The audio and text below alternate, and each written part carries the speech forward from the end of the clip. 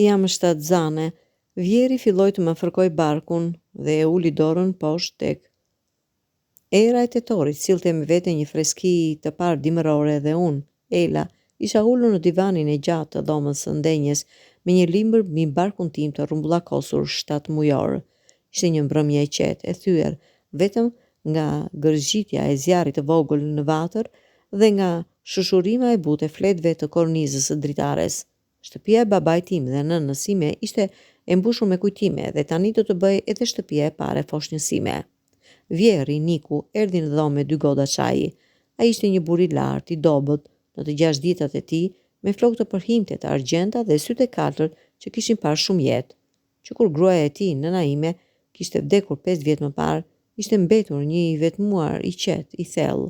Unë isha kthyer të jetoj me të derisa të lindte fëmia, pasi shtëpia ime ishte duke u rinovuar. Çaj kamomili, tha ai, duke vënë një gotë në tavolinën e vogël pranë meje. E mirë për të kaluar natën. Faleminderit bab, thash, duke i dhënë atij emrin që ai kishte dashuruar që unë ta përdora që nga ditët e para të martesës sime me të birin, Marinin, i cili kishte humbur në aksidentin e kamionit 3 vjet më parë, duke lënë vetëm mua dhe foshnjën e vogël që asgjë e dini se ekzistonte në atë kohë. Niku ul në karrigen e tij të vjetër të lëkurës përballë meje. Piu nga çaji i tij dhe duke parë zjarrin, si ndihesh sot, më tha. Më lodhi shpina, si zakonisht, ishte përgjigja, duke u përpjekur të gjeja një pozicion më të rehatshëm, dhe fëmia lëviz shumë, si të kërkonte të dalish sot. Një buzëqeshje e butë u hap në fytyrën e tij të rrudhur. Marini lëvizte gjithashtu shumë. Nëna jote thoshte se ishte si një futbollist i vogël brenda. Ndjeva një kushtësi të ëmbël në zemër. Flisnin shumë pak për Marin. Dhimbja ishte akoma shumë e gjallë për të dy. Ajo që do të thuash është se kam një djalë, thash me një ton përcjellës. Ose një vajzë shumë aktive, shtoi ai duke qeshur me zë të ulët. Pastaj dukej sikur duke marrë një vendim, ai u ngrit dhe ul në divan pranë meje. Më lejo të ndihmoj pak. Para se të kisha nevojë të reagoja, ai filloi të më fërkonte shpinën me duar të buta, të përvojosura.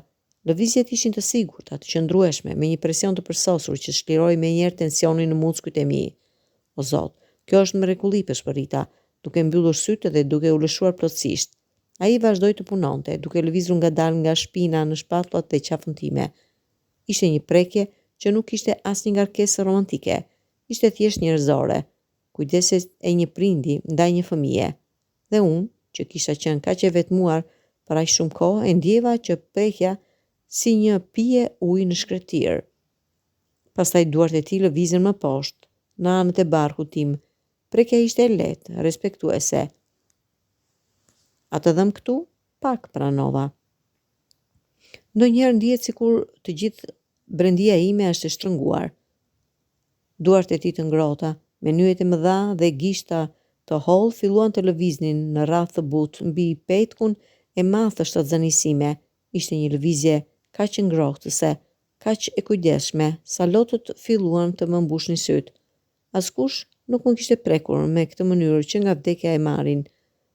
Kujdesi fizik, prekja e fjalët, ishte diçka që më mungonte thellësisht dhe nuk e kisha kuptuar deri në ato momente.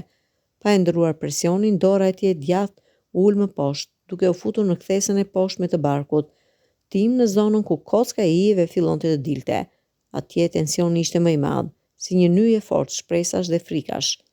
Këtu është ku mbështetemi të gjitha, tha ai me zë të qetë, sikur duke folur me veten. Kur nëna jote ishte me Marinin, i thoshe gjithmonë se kjo pikë ishte qendra e gravitetit të saj të ri. Fjalët e tij të kombinuara me prekjen e tij të qëndrueshme thyen diçka brenda meje. Një lot i vetëm rëshqiti përgjatë faqes sime dhe ra mbi duart e tij. Ai ndaloi. Ela, a jam duke bërë diçka gabim? Tunda kokën, duke u përpjekur të flas, por nuk dola asgjë. Më në fund u përgjigja. Jo, vetëm askush nuk më ka prekur kështu që nga ajo kohë. Dhe të them të vërtetën, nuk e dija sa shumë më duhej. Niku u largua pak dhe për një moment u friksova se e kisha ofenduar, por pastaj dora e tij u kthye. jo në barkun tim, por në dorën time. Ai e mori atë me gishtat e mi të fryrë nga uji i tepërt dhe e mbajti fort. Ti nuk je vetëm bija ime, tha ai, duke e thënë fjalën me një forcë që tronditi thelbin tim. Tim ke mua, dhe ky fëmijë, dora e tij e lirë, ul përsëri mbi barkun tim. Pikërisht kur foshnja lëvizi me forcë, si në përgjigje, ky fëmijë do të ketë dhe mua gjithashtu, nuk do të jeni kur vetëm. Atë mbrëmje, pranë zjarrit, vjeri im, më kujdesi, jo vetëm trupin tim të lodhur, të një nëne shtatzan, por edhe shpirtin tim të lënduar, të një të veje. Nuk ishte asgjë të ndaluar në atë prekje, vetëm një dashamirësi të pastër, të trashëguar, që kaloi kufijtë e gjakut për të bërë një familje. Kur foshnja lindi me muaj më vonë, një vajzë me sy të kaltër të Nikut dhe buzëqeshjen e Marin, ishte Niku, ai që më mbajti dorën në sallën e lindjeve, dhe kur vajza e vogël e quajtur Lumi për dritën që solli në jetën tona, u vendos në krahët e gjyshit të saj për herë të parë, ajo u kap me forcë gishtin e tij të madh. Erosi, mësova atë mbrëmje, nuk është gjithmonë romans ose dëshirë, ndonjëherë është në prekjen e një prindi, në kujdesin e një familje që zgjidhet përsëri çdo ditë, në ngrohtësinë që mund të gjendet në vendet më të papritura. Niku më dha atë dhe unë e pranova me zemër të hapur, duke e ditur që në atë shtëpi, me atë burrë dhe atë foshnjë të re, kishim të gjetur të gjithë njëri tjetrin përsëri.